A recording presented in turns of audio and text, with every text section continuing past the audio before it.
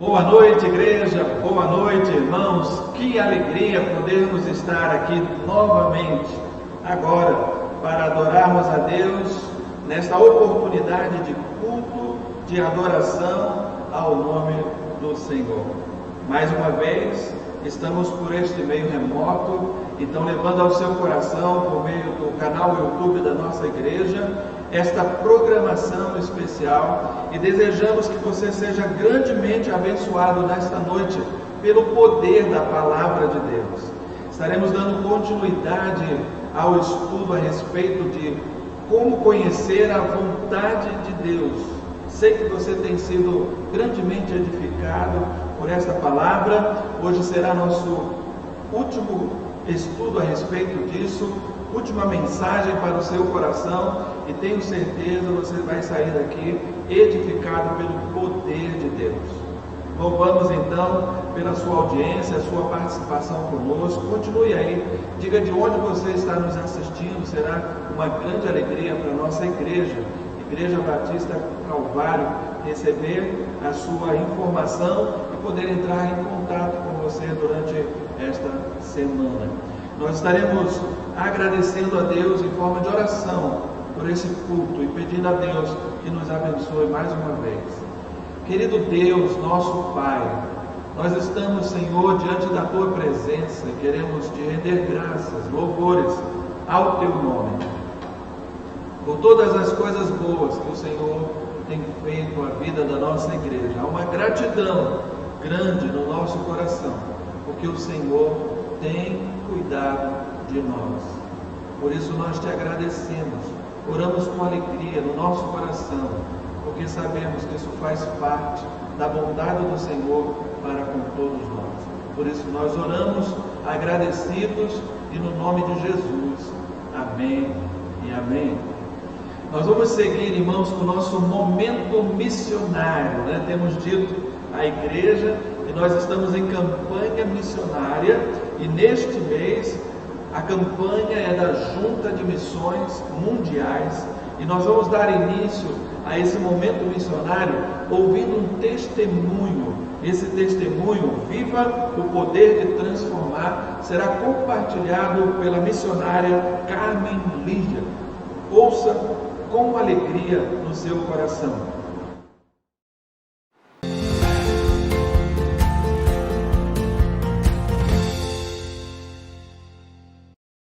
Olá, meus queridos promotores e promotoras de missões das nossas igrejas batistas do Brasil. Quero falar com vocês sobre como ajudar as crianças a terem uma vida de alegria completa. Transformar tristezas em alegrias é uma das especialidades do nosso Salvador Jesus, que entrou na minha vida quando eu tinha ainda 13 anos. E desde esse dia eu tenho vivido essa alegria de Jesus, transformando as minhas lutas em vitórias, me ensinando a solucionar os problemas, curando as minhas feridas e transformando as minhas tristezas em alegrias, literalmente me ensinando a ser feliz em qualquer situação. Trabalhando com usuários de drogas e álcool, entre eles muitas crianças, eu escutei muitas vezes eles dizendo que a droga e o álcool ajudam a tirar a tristeza e trazer alegria, mas que quando passa o efeito, a tristeza que vem é ainda maior. Temos milhares de pessoas no mundo que acreditam nisso. No ministério eu tenho aprendido que não existe alegria maior para nós missionários no campo e vocês missionários nas igrejas do que ver vidas transformadas por Jesus, não é mesmo? E essa transformação ela é completa, como acontece na vida de muitas crianças. Ao investir nas crianças hoje, nós estamos transformando gerações. A alegria da criança ela é completa quando a família se rende a Jesus.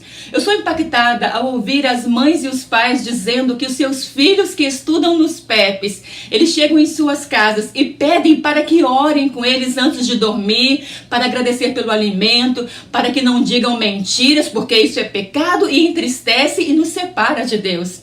Félix é um aluno em um dos nossos PEPs que sempre chegava muito triste e nervoso nas aulas. Seu pai era alcoólatra e sempre chegava bêbado, pegava um machado e aos gritos brigava e ameaçava matar a sua mãe. Félix presenciava toda essa briga dia após dia e foi se transformando em uma criança triste e muito nervosa, brigando com os amigos. Mas foi justamente no PEP que ele foi amado, respeitado e aprendeu a falar com Deus, pedindo ajuda quando estivesse com medo medo, como os amigos de Jesus fizeram quando eles estavam no barco no meio de uma tempestade. O processo de transformação na vida do Félix levou Jesus para dentro da sua casa. No final do ano, na formatura, o pai do Félix me disse com lágrimas nos olhos que o seu filho lhe disse que tudo aquilo era pecado e que Deus estava muito triste com ele. O pai escutava o seu filho orando na hora da refeição, quando ia dormir, quando acordava, e sempre pedia a Deus que tirasse o machado da sua casa para que seus pais não brigassem mais. E em um belo dia, me contou o pai, procurei o machado pela casa inteira. Briguei com todos que podiam ter sumido com ele. Mas na realidade, simplesmente o machado desapareceu. Pois é, as brigas diminuíram com o sumiço do machado. E eu entendi que o meu filho tinha uma alegria que eu não tinha, mas que eu ansiava ter com todas as minhas forças, me disse o pai. Essa família hoje está firme na igreja. A oração de uma criança faz toda a diferença e levou a alegria completa para toda a sua família. Mas a alegria da criança é completa também quando as feridas são saradas por Jesus. Guilhermo, um rapaz que cresceu e ainda vive em uma das favelas mais perigosas de Medellín, chamada Candelária, onde a polícia local existe um grande número de abusos, roubos, assassinatos a cada mês e também um grande número de crianças sendo introduzidas nas drogas. Guilherme tem uma história de vida muito triste. Ele teve os pais assassinados brutalmente e teve que fugir de onde vivia para não ser morto também. E lutou muito para vencer sozinho junto com seus irmãos menores. Desde os 11 anos ele estava no projeto, participava dos cultos na nossa igreja, mas era sempre muito triste, revoltado com tudo e com todos, sem nunca abrir o seu coração, porque desde pequenino uma dor foi crescendo muito grande dentro do coração dele. Em dezembro de 2009, ele simplesmente desapareceu das atividades da igreja e do projeto. Deus me mostrou que ele precisava ser aconselhado com a nossa bolsa verde do projeto Calçada. Quando nos encontramos, ele tinha um semblante muito triste, estava em plena depressão. Foi aí que ele me disse que ele odiava o mês de dezembro, porque quando ele tinha ainda 6 anos de idade, o seu pai foi assassinado naquele mês. Depois, quando ele tinha 10 anos, a sua mãe também foi assassinada diante dele, justamente no mês de dezembro. Ele tinha muita raiva e queria destruir a todos que mataram seus pais. Ele disse que ele era como um leão feroz e queria devorar as suas presas. Em prantos, me perguntou o que ele tinha que fazer para tirar aquela raiva do seu coração e viver feliz. Eu contei a ele a história bíblica da viúva e do juiz e expliquei que Deus queria fazer o mesmo com ele, ser o seu defensor e fazer justiça por ele e encher o seu coração de alegria. Nós oramos juntos e ele entregou o seu sentimento e a sua dor a Deus. Chorando muito, ele me disse: Deus, eu sei que homem não chora, mas eu já não aguento mais. Logo ele me disse: me sinto estranho, leve, descansado. E ele disse: eu tenho certeza que daqui em diante Deus vai sempre me levantar do chão, como ele fez agora, neste momento. No final do aconselhamento, Guilherme disse que se sentia como um falcão que estava preso, mas que foi liberado para voar tranquilo e feliz. Para mim foi marcante saber que ele odiava tanto dezembro, porque foi justamente o mês do assassinato da sua mãe e do seu pai. Então eu disse a ele que ele tinha um motivo para ficar feliz no dia 16 de dezembro, porque é o dia do meu aniversário. Ele sorriu e me abraçou dizendo: é mesmo, agora tudo mudou. Hoje o Guilherme está casado, tem 2 lindos filhos, tem um trabalho fixo e continua firme servindo a Deus, que transformou a sua vida e encheu seus dias com muita alegria. Uma história difícil na infância pode ser mudada completamente quando nós apresentamos Jesus para as crianças. E assim como Guilherme e Félix, temos muitos jovens e crianças sofrendo hoje porque não foram ajudados quando eram crianças. Temos muitas crianças sofrendo, esperando para serem ajudadas hoje. Recebemos de Deus o poder que pode transformar essas vidas. Trabalhemos juntos para despertar homens e mulheres em nossas igrejas, para servirem a Deus no campo missionário, para serem fiéis intercessores e para sustentarem financeiramente a obra de missões mundiais. Quando tudo isso acontece, temos uma igreja com uma verdadeira visão missionária. Eu e você, querido promotor e querida promotora, podemos fazer a diferença. Nós podemos ser usados por Deus para transformar as vidas de muitas crianças no Brasil e em todo o mundo.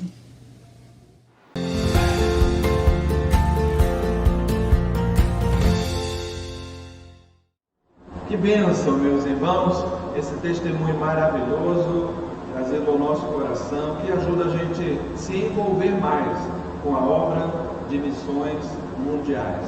Nós vamos recitar nesse momento o nosso tema e a nossa divisa, que eu sei já está gravado no seu coração. E vamos dizer juntos, eu vou ler uma vez e depois vocês vão repetir comigo. Viva o poder de transformar. Diga isso mais uma vez com alegria aí com todos da sua casa. Viva o poder de transformar. Nosso texto está em 2 Timóteo 1, versículo de número 7, que diz: pois Deus não nos deu um espírito de covardia, mas de poder, de amor e de equilíbrio. 2 Timóteo 1, 7. É a base que faz com que esta obra continue, permaneça. Deus não deu ao seu povo um espírito de covardia, mas um espírito de poder. E é no poder do Espírito de Deus, irmãos, que nós temos seguido adiante com a obra e com a campanha da nossa igreja, a certeza de que mais uma vez vamos atingir o nosso alvo e, se Deus nos abençoar, também ultrapassarmos para a glória de Deus. Que Ele nos ajude, seja assim para a glória de Deus. Vamos nos unir nesta campanha, amém?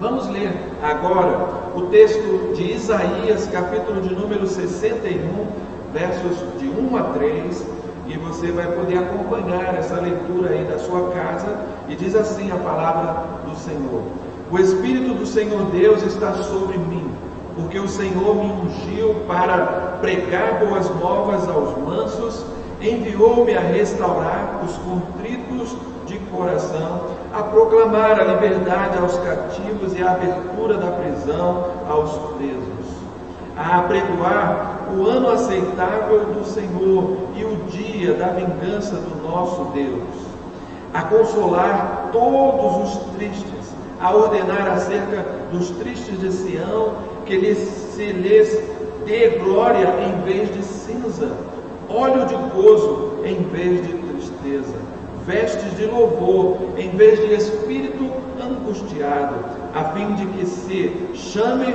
árvores de justiça, plantações do Senhor, para que Ele seja glorificado. Louvado seja Deus por isso. Essa é uma palavra que Jesus também leu no templo. Quando fez essa leitura, ele disse: hoje se cumpriu esta escritura, que o Espírito Santo estava sobre ele para ungí-lo para uma missão muito especial entre nós. Pregar as boas novas, anunciar Jesus. Essa é uma tarefa de todos, porque Ele nos deixou esta grande comissão. Por isso, nós também devemos fazer missões, avançar nesta obra e glorificar o nome de Deus. Vamos adorar a Deus e agora cantar essa música deste texto, Carvalhos de Justiça. Cantemos com o louvor da nossa igreja.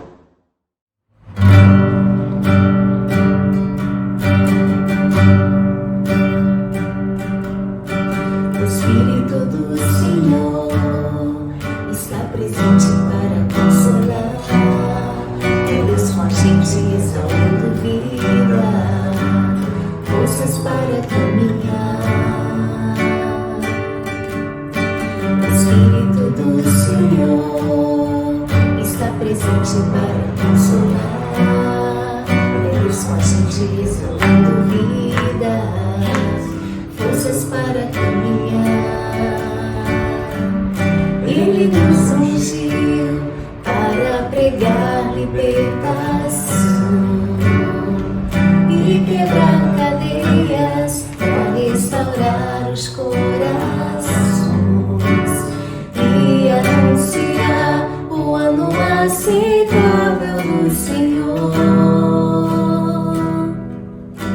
a fim de que se chamem, a fim de que se chamem, a fim de que se chamem Carvalho de Justiça.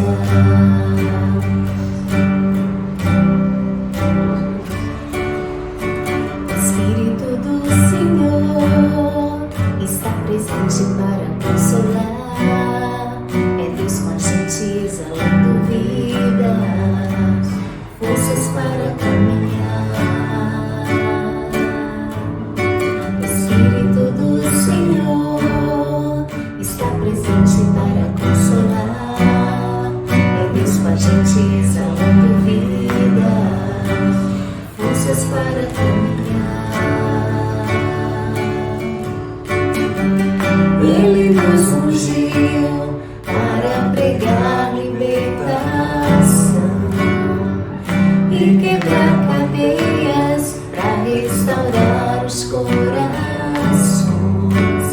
e anunciar o ano aceitável do Senhor,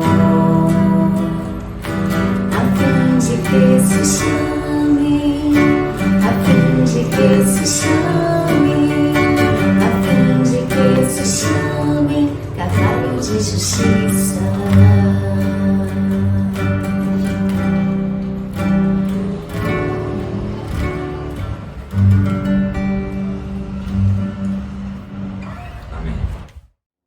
Queridos irmãos, precisamos muito interceder a favor da obra missionária.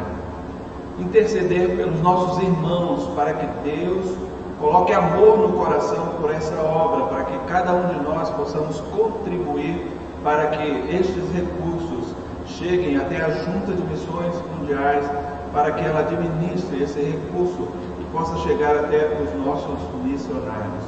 Oremos a favor disso, para que o alvo seja alcançado, né? Nossa igreja, nosso alvo é R$20 mil. Sei que isso é pouco em relação a tudo que será feito da obra missionária, mas sei que vai fazer uma grande diferença por causa do amor, porque cada um dos irmãos tem contribuído para levar essa obra adiante. Pai de amor, muito obrigado, ó Deus, pela vida dos nossos irmãos, pelo amor com que eles têm dedicado o seu coração à obra missionária aqui em nossa cidade, ajudando para que esta obra possa alcançar, ó Deus, muitas pessoas, mas eu me alegro porque elas se unem também para que esta obra seja levada ao mundo. E por isso, ó Deus, nós dependemos dos nossos missionários, e nessa hora nós entregamos nas tuas mãos cada vida que, chamada pelo Senhor, se dispôs a fazer a obra de Deus, se entregou a Deus voluntariamente para servir ao Senhor em um campo distante, desconhecido, mas que ali ele tem certeza, o Senhor o enviou para que fizesse a obra de salvação. Levasse esse poder que transforma. Por isso, Pai, eu oro pela vida de cada um dos nossos missionários, para que nesse instante, fortalecidos, ó Deus, pela palavra do Senhor, tenham sabedoria para anunciar o amor de Deus ao coração de todos aqueles que precisam, Senhor, ser transformados pelo Evangelho. Usa-os para a glória do seu nome. Eu te peço em nome de Jesus. Amém e amém. Queridos, queremos saudar a todos os nossos visitantes. Nós temos sido agraciados por cada irmão, amigo que tem entrado na nossa rede social, participado dos nossos cultos. Nosso muito obrigado. Nosso desejo é que você que participa conosco desse momento de louvor, de adoração, continue junto, né? Tanto no presencial, quando nós pudermos estar de volta aqui, quanto aí por meio online. Muito obrigado, a sua vida é muito importante. Eu sei que Deus tem abençoado o seu coração com a palavra de Deus. E eu desejo então que Ele continue fazendo isso, que você seja grandemente abençoado mais uma vez nesta noite pela palavra de Deus, será dirigida ao seu coração. Muito bem-vindo e que Deus o abençoe ricamente. É o desejo desta igreja. Nós vamos agora fazer mais uma vez uma leitura bíblica. Agora ela se encontra em Romanos capítulo 12, os versículos de 9 até o versículo de número 15. Fala do amor e diz assim: o amor seja não fingido, aborrecei o mal e apegai-vos ao bem. Amai-vos cordialmente uns aos outros com amor fraternal, preferindo-vos em honra uns aos outros. Não sejais vagarosos no cuidado, sede fervorosos no espírito, servindo ao Senhor. Alegrai-vos na esperança, sede pacientes na tribulação, perseverai na oração. Comunicai com os santos as suas necessidades, segui a hospitalidade. Abençoai aos que vos perseguem, abençoai e não os amaldiçoeis. Alegrai-vos com os que se alegram e chorai com os que choram. Que palavra maravilhosa essa do apóstolo Paulo ao meu, ao seu coração nesta noite. O amor seja não fingido, né? Seja sincero, parta do fundo do seu coração, amando cordialmente uns aos outros, com amor fraterno, aquele que aproxima, aquele que valoriza, aquele que deseja ter o outro junto, preferindo em honra uns aos outros. Seja assim o amor da nossa igreja, o amor de cada um dos irmãos, uns para com os outros, aí no seu lar também. Mais uma vez, estaremos em adoração, agora com o louvor cantando Chorar e Sorrir com você.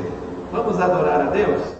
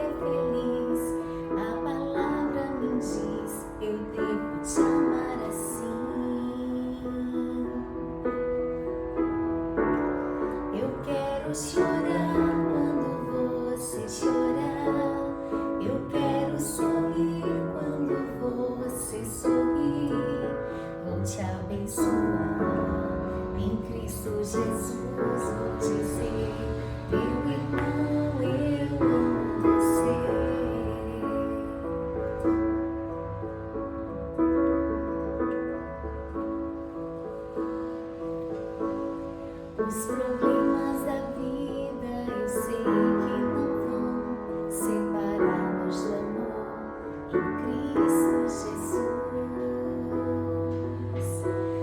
Então me dê sua mão, sinta a comunhão que eu tenho contigo, amado irmão.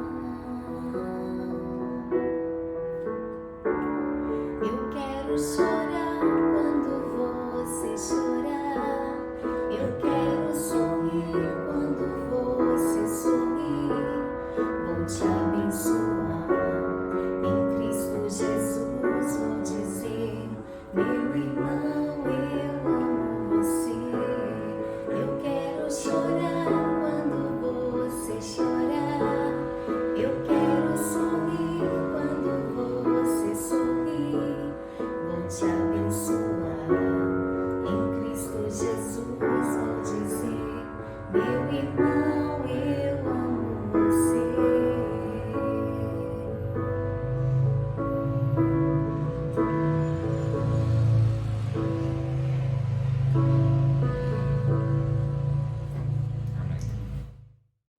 Muito bem, queridos irmãos, boa noite. É muito bom chegarmos a esse momento final da nossa série Conhecendo a Vontade de Deus. Quero levar ao seu coração, mais uma vez, como conhecer a vontade de Deus para a nossa vida e nesta noite, de maneira muito especial, trabalhar o seu coração com o tema A Vontade de Deus, apresentado na liderança de Moisés, um amigo de Deus. Nós vamos usar duas passagens bíblicas e eu convido você a então abrir a sua Bíblia e participar conosco desta leitura. A primeira está no livro de Êxodo, capítulo de número 13, versículos de 17 ao 22. E a segunda leitura vai ser somente um versículo, está em João, capítulo 14, versículo de número 6.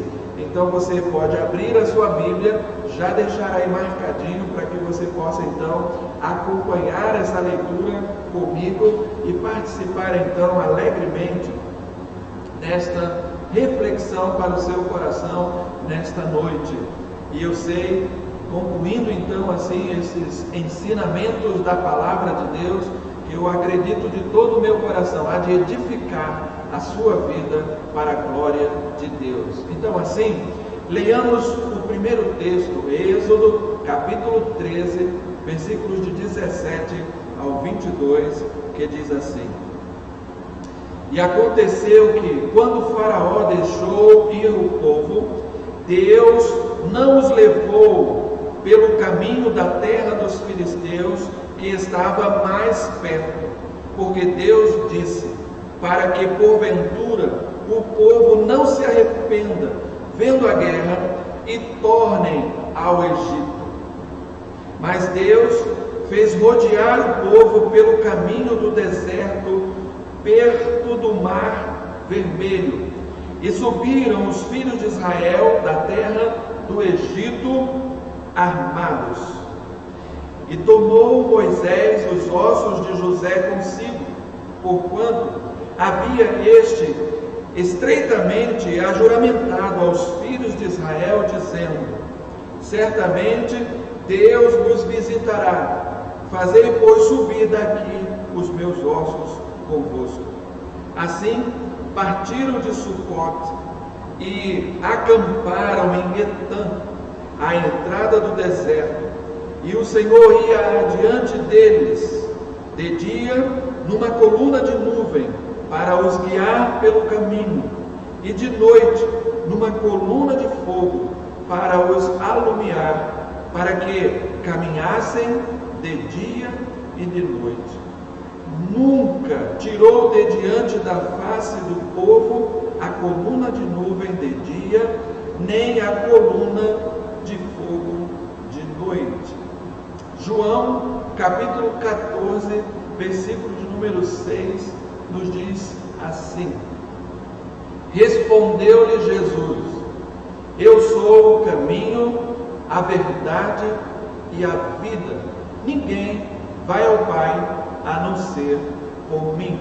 João 14, versículo de número 6.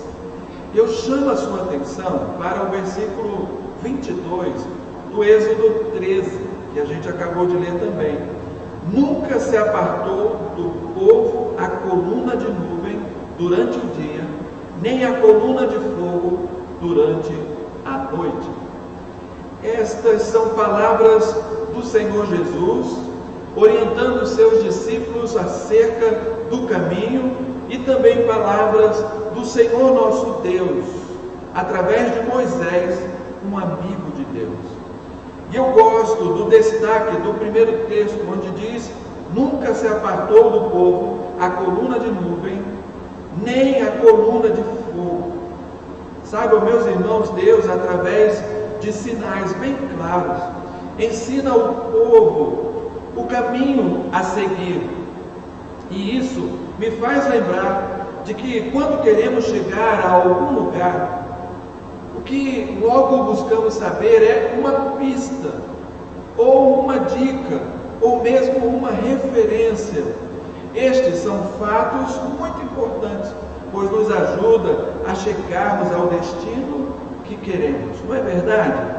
Para a multidão no deserto, Deus apresenta então um sinal grandioso e muito fácil para identificar, posto que o mesmo, além de ser um sinal, era também a demonstração de sua presença no meio do seu povo, para que assegurasse a eles que chegariam ao lugar determinado por Deus. Jesus, na outra passagem, depois de orientar seus discípulos acerca da sua própria partida de volta para o Pai, em resposta à pergunta do apóstolo Pedro, vai dizer o seguinte para Jesus: Senhor, para onde vais? Jesus então lhe responde dizendo: O lugar para onde eu vou não pode seguir agora, mais tarde, porém, me seguirás.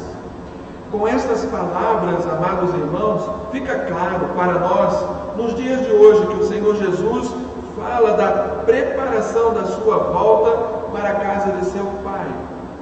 E que naquele instante não era possível para Pedro, então, ir com ele, ou saber para onde ele estava indo, pois aquele caminho só Jesus podia fazê-lo naquele instante. E era uma preparação para todos nós no futuro. Quero dizer ao seu coração, querido irmão, amigo, que caminho é o meio pelo qual chegamos a um determinado lugar. Caminhos podem ser fáceis de percorrer, né? Quando a estrada, por exemplo, é asfaltada, é um caminho fácil de percorrer. Mas há caminhos também que apresentam muitos obstáculos, tornando mais difícil o nosso acesso a um determinado lugar, ou seja, o local da nossa chegada, onde queremos ir. Por isso, torna-se muito importante a orientação que encontramos aqui nesse texto. O mais claro possível que seja a orientação para chegarmos a um determinado lugar, isso se torna realmente muito importante, para que seja possível chegar ao alvo, ou seja, um lugar determinado para o encontro da realidade da vontade de Deus para a nossa vida. O que na verdade estamos buscando de todo o nosso coração. Por isso, veremos hoje a vontade de Deus apresentado através da liderança de um amigo de Deus.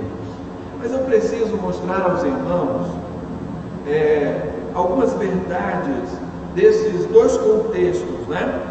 O primeiro fala a respeito de Moisés, porque Moisés recebe a incumbência de guiar o povo pelo caminho. Mas como seria isso, meus irmãos? Fazer isso sem saber as orientações corretas de como isso aconteceria. Não era algo tão fácil para nenhum de nós.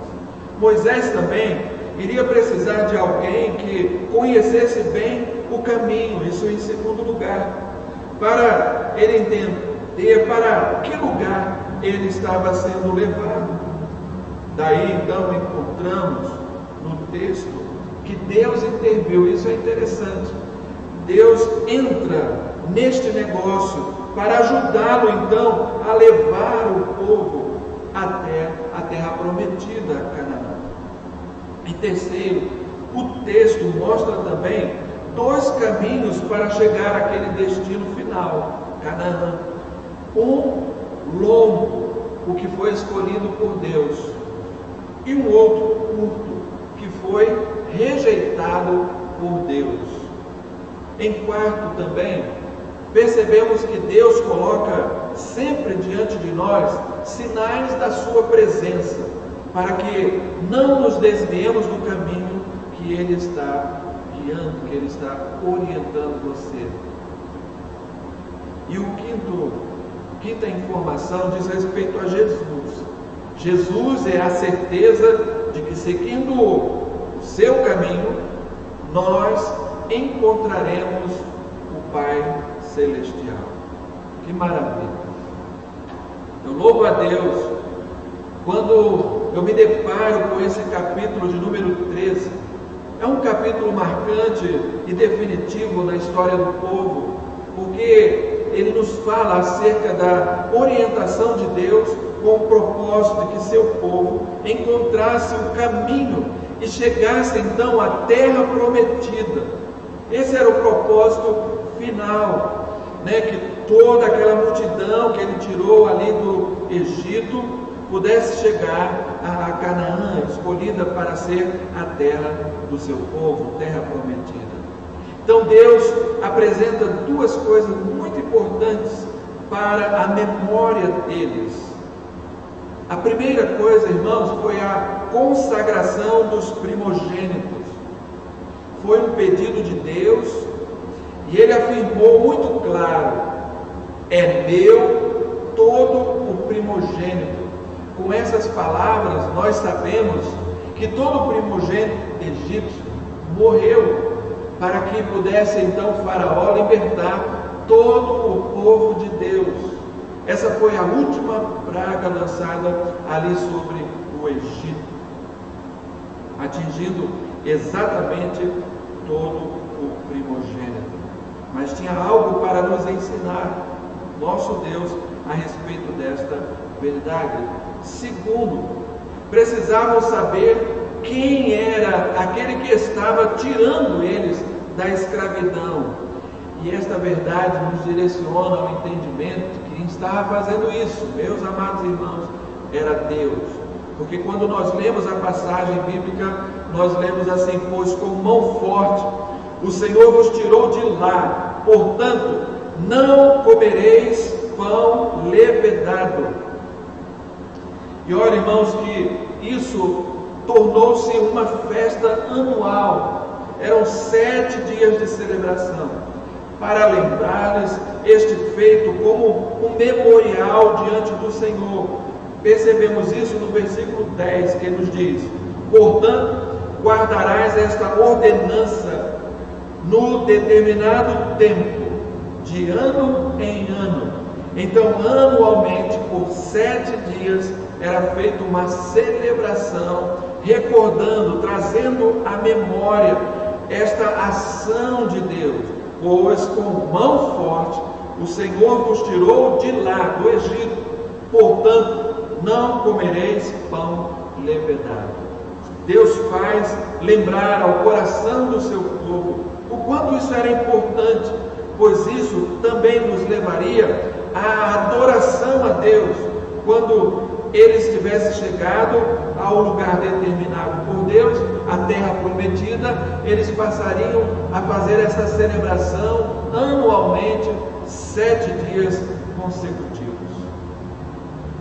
Percebemos, queridos irmãos, que a consagração então dos primogênitos era um sinal importante para o povo. Por quê, pastor? Porque trazia a sua lembrança, a lembrança daquele povo, a maneira especial que Deus usou para tirar eles da escravidão do Egito.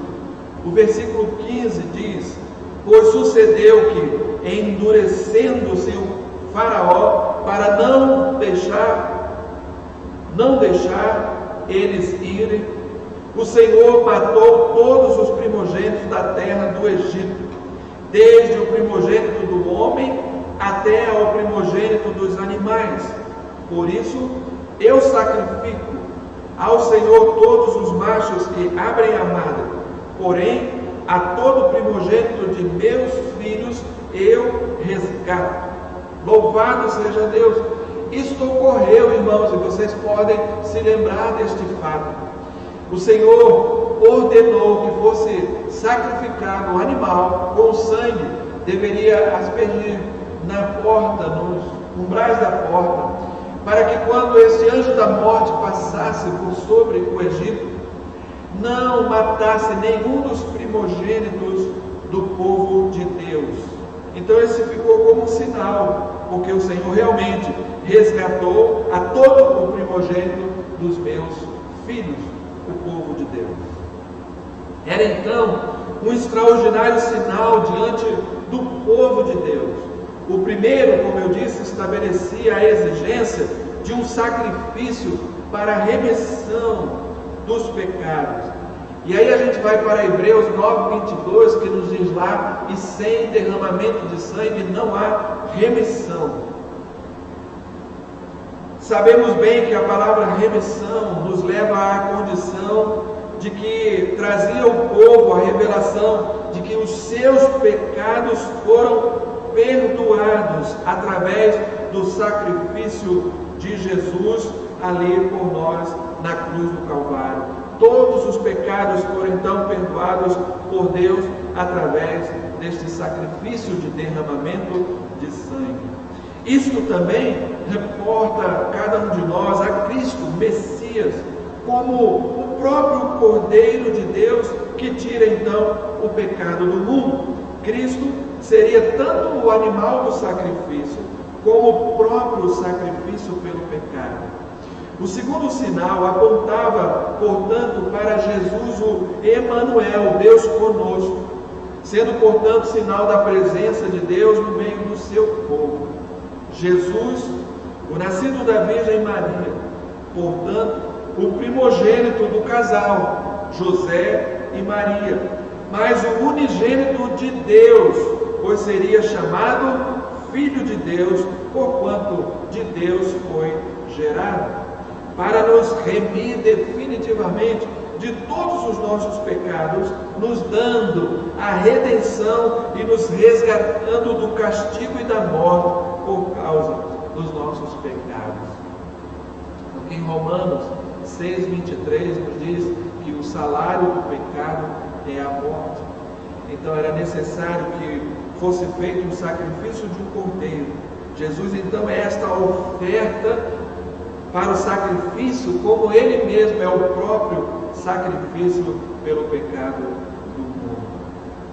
Tendo então definida esta questão perante Moisés, a adoração agora por meio da consagração dos primogênitos passa a fazer parte de uma celebração de 7 dias repetida anualmente para memória daquelas pessoas, daquele povo escolhido de Deus.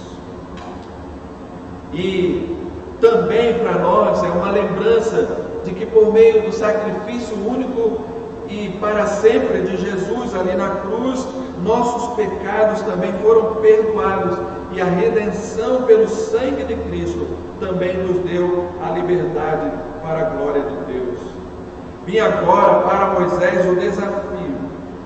Qual era o desafio? Irmãos, conduzir esta multidão até a Canaã. E como fazer cumprir a vontade de Deus? Se ele não sabia por onde era o caminho, vem então algo significativo e importante para mim e para você. A amizade que se constituiu entre Moisés e Deus, pelo fato dele ser chamado amigo de Deus. Encontramos assim nas Escrituras. E amigo, irmãos, é alguém mais chegado que o irmão, diz a Bíblia. É aquele que anda com Deus, conhece seus propósitos e leva-nos então nesta amizade, neste relacionamento mais chegado do que o irmão, a possibilidade de você então conhecer sua direção e então segui-lo, seguir a Deus, seguir os seus propósitos, seguir a sua vontade e obedecê-la para a glória de Deus. Moisés era um homem, eu diria, muito especial para Deus. Mesmo assim, a natureza da tarefa não era tão simples. É então que entra a intervenção de Deus. Ele nos pede para fazer algo, mas entra com a sua presença para termos a certeza de que o que estamos fazendo, meu irmão, é aquilo que Ele propôs para que fizéssemos, ou seja, estamos cumprindo a sua vontade. Por isso que Deus precisa intervir com a sua presença e fez isso quando colocou Moisés para realizar a sua vontade. Moisés entendeu isso e começou a fazer a parte dele, o que Deus determinou para que ele então fizesse. Deixou Deus agir. Assim, encontramos logo no primeiro versículo algo interessante, versículo 17. Tendo o Faraó deixado ir o povo, Deus não levou pelo caminho da terra dos filisteus, posto que era mais perto. Pois disse, para que porventura o povo não se arrependa, vendo a guerra, e torne para o Egito. Eu gosto deste versículo, meus irmãos, pois a Bíblia diz que há caminhos que ao homem parece ser bom, mas o final dele é caminho de morte. Está em Provérbios capítulo 14, versículo de número 12. E isso tem muito a ver com o que Deus estava querendo ensinar ao povo, com essa advertência que está nesse versículo acima. Pois que Deus levou pelo caminho mais longo e não pelo caminho mais perto. É estranho, não é, irmão? Mas foi exatamente o que Deus fez. E isso me leva a entender que Deus estava ensinando ao povo. E com a advertência que este versículo nos faz, leva a gente a entender isso, que nem tudo que parece ser bom será uma bênção para a nossa vida. Ou seja, chegar mais rápido, às vezes a um cargo em a nossa empresa por meio de trapaça, alcançar sucesso fácil, ficar rico ilicitamente, todas estas coisas aparentemente parecem ser boas, mas não é a melhor escolha, não é a melhor opção. Estamos muitas das vezes, irmãos, diante de portas que se abrem a todo instante. Com o aumento da velocidade da informação, a todo instante nos aparecem oportunidades como nunca vista antes, o que se torna uma grande advertência, pois o perigo pode estar camuflado, escondido exatamente nisso, na facilidade com que as coisas são colocadas diante de nós. E aí aquilo que parece ser bom acaba se tornando uma tremenda armadilha, um perigo, uma queda. Para o povo de Deus, Deus disse o seguinte: para que porventura o povo não se arrependa vendo a guerra e torne ao Egito. É muito fácil, meus irmãos, quando a gente entra numa batalha e não estamos conseguindo alcançar a vitória, querer recuar, voltar atrás. Deus sabia, e a forma que Ele ia dar a terra era exatamente por meio das guerras. A conquista da terra seria bastante difícil para o povo de Deus. Então, se eles fossem pelo caminho mais perto, eles logo teriam essas batalhas, e talvez isso levasse ao arrependimento de ter saído do Egito, onde não tinha guerra. Então, eles podiam se arrepender e tornar ao Egito. Então, chegar mais rápido, mais fácil, parece ser uma proposta tentadora, meus irmãos. Mas o melhor é buscar sabedoria em Deus. Ele sim sabe o nosso futuro. Na verdade, é Ele quem nos diz que tem um futuro e uma esperança para mim e para você. Diante disto, o melhor é buscar conselhos na palavra de Deus. E nós vamos mostrar alguns conselhos da palavra de Deus para o seu coração. Lá em Provérbios capítulo 1, versículo 7 diz assim: o temor do Senhor é o princípio de toda a sabedoria. Se queremos seguir o caminho que nos orienta o Senhor, é preciso fazê-lo no temor do Senhor, como diz a palavra. É um princípio de sabedoria, de entendimento. Buscando, portanto, este princípio da sabedoria, ela vai nos ajudar então a alcançar ou encontrar discernimento para fazer a vontade de Deus. Mas também, no mesmo capítulo 1 de Provérbios, versículo 16, encontramos um segundo conselho, né? Cuidado com os pés que correm para o mal e se apressam a derramar sangue. Há alguns perigos, queridos irmãos, dessas atitudes. Os pés que correm para o mal e a vida que se apressa para derramar sangue. Quando nossos pés se apressam para o mal, há um perigo de nos tornarmos gananciosos e soberbos. E esses sentimentos, esses caminhos, são caminhos que nos levam à morte. Por isso, a grande advertência de maneira sábia aqui para alguém que quer realmente andar os caminhos de Deus é andar no temor do Senhor, ou seja, no princípio da sabedoria. Não se apressando a fazer o mal, pois há um perigo de nos desviarmos deste princípio maravilhoso da palavra de Deus, o temor do Senhor. Em terceiro, o versículo 32 traz outro conselho, a advertência: os nécios são mortos por seu desvio, e os loucos a sua impressão de bem-estar os leva à perdição. Nécio é toda pessoa sem entendimento. E ele diz que estas pessoas são mortas. Por quê? Por causa do seu desvio. Eles saem da orientação do temor do Senhor, apressam seus pés para correrem em direção do mal e também a derramar sangue. Em virtude disto, a Bíblia diz que isto é loucura. E esta loucura nos dá uma impressão de um bem-estar, conquistas às vezes por causa disso, mas na verdade estão sendo levados à perdição. Quarta coisa a observarmos de conselho da palavra de Deus: porque os retos herdarão a terra e os íntegros permanecerão nela.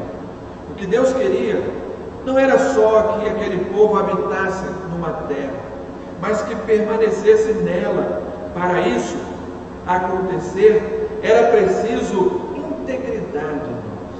E íntegro é o inteiro, é aquele que é completo, que não tem nenhuma falta, nada de que alguém pudesse acusar. É aquele somente que tem retidão no seu coração. São os íntegros, que seguem o caminho do Senhor, que andam em sabedoria, que andam no temor do Senhor e que não andam, ou melhor, e que somente andam diante da vontade perfeita de Deus. Poderíamos até aqui, irmãos, apresentar uma lista enorme de outros conselhos, mas somente estes nos levam a entender que estes foram alguns dos perigos que Deus advertiu com o seu conselho. Com a sua orientação, Deus estava advertindo ao povo para não seguir pelo caminho mais curto. O caminho mais curto, a gente já viu, é o caminho do nécio. São mortos por seu desvio. É a pessoa com falta de entendimento, desprovida do conhecimento, eu diria o estúpido, o ignorante, o incapaz. Precisamos estar atentos, meus irmãos, pois o princípio da sabedoria é o temor do Senhor. É então temendo a Deus, e se o povo buscasse isso, não precisaria de um caminho curto ou longo, né? O longo foi necessário porque eles precisavam aprender com Deus. Porém, Deus fez o povo rodear pelo caminho do deserto, perto do Mar Vermelho. E arregimentados, subiram os filhos de Israel lá do Egito. Vamos observar isso e compararmos com a outra orientação do Senhor Jesus quando diz: entre pela porta estreita, pois larga é a porta, amplo o caminho que leva à perdição, e são muitos os que entram por ela. Como é estreita a porta e apertado o caminho que leva à vida, são poucos os que a encontram. Mateus capítulo 7, 13 e 14. Aqui, irmãos, o nosso Deus, o Senhor Jesus, sabia que apesar de ser o caminho mais longo, o caminho do deserto seria o caminho do aprendizado, da capacidade do homem em, passando pelas provas, fazer escolhas certas e identificarem também os que não iriam perseverar até o fim. Essa que é a proposta de Deus para chegarmos também, eu e você, a Canaã, no céu. Ser fiel até a morte e dar-te-ei a coroa da vida. Deus estava ensinando e fazendo com que aqueles pudessem identificar também esta verdade, que é preciso perseverar até o fim. Conhecendo Deus a cada um de nós, o seu povo, muito bem, Ele sabe exatamente quem vai perseverar, quem vai persistir até o fim, quem vai confiar na sua direção, na sua vontade e seguir corretamente os seus propósitos. O propósito final de Deus nos leva a um caminho de esperança e paz. Precisamos seguir as orientações do profeta Jeremias no versículo que nos diz assim: digam a este povo, assim diz o Senhor, ponho diante de vocês o caminho da vida e o caminho da morte. Uma outra orientação importante está em Provérbios 15, 24. O caminho da vida conduz para cima quem é sensato, para que ele não desça à sepultura. Sensatez diz respeito à qualidade do que tem bom senso, equilíbrio, diante dos caminhos tão difíceis, não é mesmo, meus irmãos, que estamos percorrendo nesses dias. Precisamos deste equilíbrio, dessa capacidade, então, de discernir que o caminho da vida conduz a pessoa para cima, com o uso da sensatez, para obtermos ponderação ao tratarmos de assuntos delicados e difíceis. É tempo de prudência, meus irmãos, de buscarmos mais a Deus. Portanto, a melhor escolha para chegarmos ao final do caminho, a sua vontade, que é boa, perfeita e agradável, é a de que precisamos buscar este entendimento, de buscarmos a Deus no temor do Senhor, o princípio da sabedoria, de buscar o caminho da esperança e da paz, um futuro que o Senhor tem nos prometido. Quero levá-los ao ponto alto dessa mensagem. O Senhor ia adiante deles, durante o dia, numa coluna de nuvem, para os guiar pelo caminho, e durante a noite, numa coluna de fogo, para os alumiar, a fim de que caminhassem de dia e de noite. Essa é a grande promessa de sucesso que Deus oferece durante a sua caminhada conosco, nos conduzindo a um lugar determinado por Ele. A presença do Senhor estava com o seu povo. Quando eles estavam durante o dia, eles tinham a cobertura de uma grande nuvem que protegia do sol ardente do deserto. Mas eles tinham durante a noite também uma coluna de fogo que alumiava o caminho para que eles pudessem seguir em segurança e em tranquilidade. Isso, meus irmãos, oferece durante a caminhada de que Deus estava presente no meio do seu povo. Quando você tem a certeza da presença de Deus, é grandioso o resultado, porque vem a guerra, vem a luta, vem tempos difíceis, vem momentos de insegurança, mas nós temos plena convicção de que chegaremos ao final, porque a presença de Deus está conosco. Concluo esta palavra exatamente com o versículo 22, que eu chamei a sua atenção lá no início. Nunca se apartou do povo a coluna de nuvem durante o dia, nem a coluna de fogo durante a noite. Essa é também a grande promessa deixada pelo Senhor Jesus, quando despedindo dos seus discípulos, ele diz: eis que estou convosco todos os dias, até a consumação dos séculos. Até o fim. A presença de Jesus está conosco. Outro texto precioso da palavra de Deus é este: o Senhor conservará em perfeita paz aquele cujo propósito é firme, porque Ele confia em ti. Texto do profeta Isaías, capítulo 26, versículo de número 3. Deus, como nosso maior amigo, deseja o melhor para a nossa caminhada ao seu lado. Pode estar certo, meu irmão, que o propósito de Deus é perfeito e que nos garante nunca se apartar de nós. Sua presença é nossa segurança todos os dias da nossa vida. Que sigamos então firmes, pois Ele confia em nós. Jesus nos ensina em João 14, melhor dizendo 15, 14: vós sois meus amigos, se fizerdes o que vos mando. Moisés alcançou a amizade de Deus devido à sua obediência a ouvir e atender às suas ordens. Ao cumprir todos os seus propósitos, permaneceu firme e alcançou a vitória de sua caminhada com Deus. Por isso, que seja assim com cada um de nós, que também, de igual forma, eu e você, possamos compreender a vontade de Deus apresentada na liderança de Moisés, um amigo de Deus. E conhecendo claramente, percebendo essa vontade de Deus mostrada de várias maneiras, sinais claros, demonstraram que Deus está presente, está conosco, nos acompanha em todas as situações. Portanto, possamos eu e você escolher o caminho certo. Jesus, em João 14, versículo 6, disse o seguinte: eu sou o caminho, a verdade e a vida. Ninguém vem ao Pai senão por mim. Ninguém vai às mansões celestiais, ao Pai, senão por meio do caminho Jesus.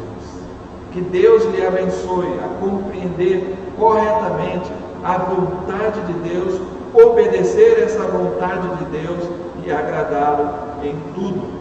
Deus quer isso para a sua vida e eu desejo que Deus lhe abençoe abundantemente, agora e para todo sempre. Amém. Pai amado, em nome de Jesus, eu quero pedir a Deus que eu tenha sido muito claro, usado por Ti, para fazer, ó Deus, o nosso povo compreender a vontade de Deus e como ela se processa na nossa vida, para que possamos unir o nosso propósito ao seu propósito e seguir conforme a vontade de Deus para a nossa vida. Ó Pai, nós precisamos tanto saber que a Tua presença está conosco, manifestando a Tua glória todos os dias na nossa vida, como promessa de Jesus. Por isso, seguindo a Ele, o caminho, a verdade e a vida, temos certeza que chegaremos às mansões celestiais, a Canaã de Deus. Ó Pai, em nome de Jesus, ajuda-nos, a todos nós, andarmos nessa direção e seguirmos os Seus propósitos para a glória de Deus. Agora que o amor de Deus Pai, que a graça de Cristo Jesus, o Seu Filho, que as doces e inefáveis consolações do Espírito Santo de Deus repouse sobre nós, povo de Deus reunido por esta forma, servindo a um Deus único e verdadeiro, obedecendo a sua vontade, que é boa, perfeita e agradável, agora e para todo sempre. Amém e amém. Que Deus a todos abençoe desta maneira. Nós vamos concluir o culto com o louvor final e através desse louvor também você tem a oportunidade tanto de contribuir para o nosso alvo missionário, da oferta missionária da nossa igreja, como também para o próprio ministério dessa igreja nesta cidade. E assim será você grandemente abençoado. Então cante com louvor: cantarei do teu amor para sempre. Deus o abençoe. Graça e paz, irmãos. A Bíblia diz no Salmo 89, versículos 1 e 2: cantarei para sempre o amor do Senhor, com a minha boca anunciarei a tua fidelidade por todas as gerações. Sei que firme está o teu amor para sempre e que firmaste nos céus a tua fidelidade. Vamos louvar esse Deus que é fiel e não cansa de nos dar o seu amor, o seu cuidado. Vamos louvar agora com alegria.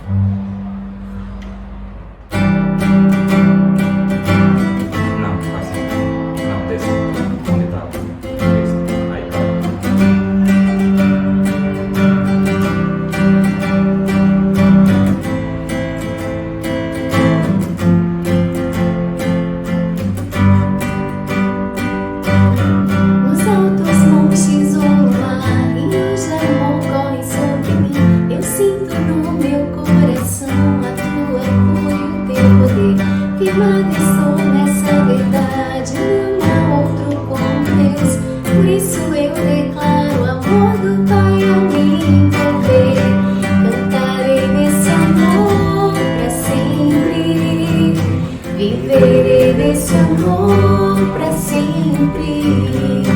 Cantarei desse amor pra sempre. Viverei desse amor pra sempre.